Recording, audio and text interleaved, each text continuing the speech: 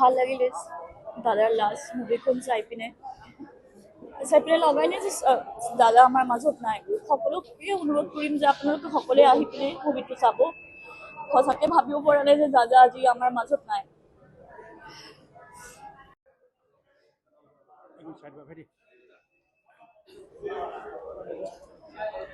দাদা last cinema বহুতখিনি ভাল বনাইছে, মিউজিকৰ ক্ষেত্ৰতো হওক গানবোৰ হওক ভাল বনাইছে।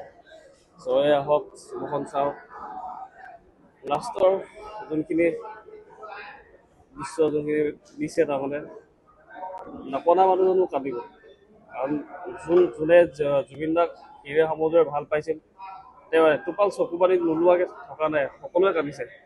তো মোৰ বাৰু কথাটো অলপ সুকীয়া, মোৰ দাদাৰ লগত অলপ বেলেগ টাইপৰ মোৰ হেৰি এটা আছিলে, বণ্ডিং এটা আছিলে। তো মই চিনেমাখন চাই থকা অৱস্থাত তেনেকৈ কান্দা নাছিলোঁ, খালি ওলাই অহা সময়ত ছোৱালীজনী যেনেকৈ ঘৰৰ পৰা উলিয়াই দিয়ে একেবাৰে কাৰণে ঠিক দাদা যেন বুজি পাইছে কি ক'ব খুজিছোঁ, বেলেগ চাবলৈ এতিয়া সি মানে ক'বলৈ শব্দ নোহোৱা নিচিনা হৈছে। বিশেষকৈ একেবাৰে লাষ্টত দাদাৰ যিবোৰ স্মৃতি একেবাৰে দেখাই দিছে।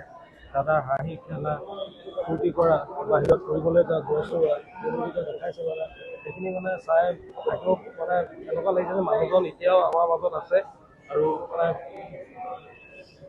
বেছি ভাল লাগিছে, ভালো লাগিছে, দুখো লাগিছে। আৰু justice for Zubeen Garg. Thank you. চক খুব এখন সুন্দৰ বোলছবি, সকলোকে আমি চাবলৈ অনুৰোধ জনাইছোঁ। আৰু সাধাৰণতে চিনেমা চাই ওলাই অহাৰ লগে লগে সকলো উৎফুল্লিত হৈ আহে, আমাৰ মনটো অকণমান গধুৰ হৈ ওলাই আহিছে সকলোৰে আপোনালোকে চাব। মানে শেষবাৰৰ কাৰণে জুবিন দাক যেন আমি লগ পালোঁ তেনেকুৱা এটা অনুভৱ। আৰু এই অনুভৱৰ লগতে আমি পুনৰবাৰ চৰকাৰক আমি কৈ দিব বিচাৰিছোঁ যে জুবিন দাৰ যি ন্যায়, এই ন্যায় কিন্তু অতি সোনকালে আপোনালোকে ব্যৱস্থা কৰক। ন্যায় ক্ষেত্ৰত মানে আচলতে এই শেষবাৰৰ কাৰণে তেওঁ পুনৰবাৰ লগ পোৱাৰ নিচিনা লাগিছে। এতিয়া এই ঘাঁটো পুনৰবাৰ মানে আমাৰ গাত লগাৰ যেন এটা অনুভৱ এটা হৈ আহিলে, কাৰণ তেওঁক আমি লগ পাই অহাৰ নিচিনা এটা অনুভৱ হ'ল। আমি লগতে আৰু এটা কথা আমি আহ্বান জনাম যে অসমৰ প্ৰতিজন জনতাই যাতে এই চিনেমাখন উপভোগ কৰিব পাৰে, তাৰ ব্যৱস্থা যাতে প্ৰতিটো চিনেমা হল গৃহই যাতে লয়। অন্য কোনো চিনেমা যাতে তেওঁলোকে প্ৰদৰ্শন নকৰাই ৰৈ বিনালে চাবলৈ সকলোকে সুযোগ সুবিধা প্ৰদান কৰে, এইটো আমি জিলা ছাত্ৰ সন্থাৰ তৰফৰ পৰা আমি আহ্বান জনাইছোঁ। বহু অপেক্ষাত ৰৈ থকা জুবিনদাৰ ৰৈ বিনালে ফোনচুখন ইতিমধ্যে উপভোগ কৰি আহিলোঁ। খুব ভাল লাগিলে। ইয়াৰ বোলছবিখনৰ ভিতৰৰ দৃশ্যাংশৰ কথা ক'ব নাযাওঁ, কিন্তু জুবিন দাই নিজে অভিনয় কৰা, নিজে প্ৰস্তুত কৰা এখন বোলছবি আজি চালোঁ।